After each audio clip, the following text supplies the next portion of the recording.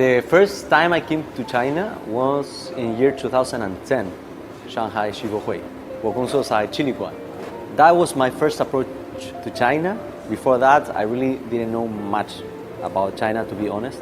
Once I arrived here, I was just amazed how fast the changes could happen here. That was my first experience, and it opened my mind to China. I realized I really wanted to do things related in my career with China. So then in 2014 was when I came back to work in the food business.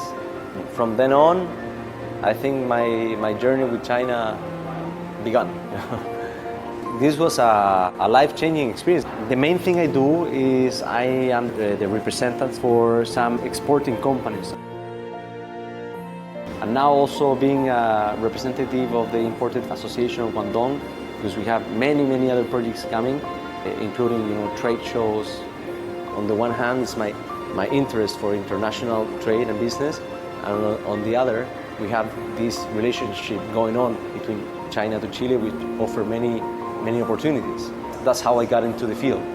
I just feel the south of China, in my case, and maybe for other companies, it's just have so much untapped potential.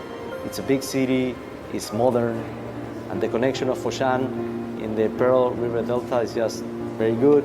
One of the key things also is we thought we could find a good balance for our family and at the same time for business. And of course I came to check it with my family and then we decided to make the change. It's another exciting China experience we had. So not only live in Shanghai, but we also now have this chapter in China. Since I came back to China, it's already been 9 years.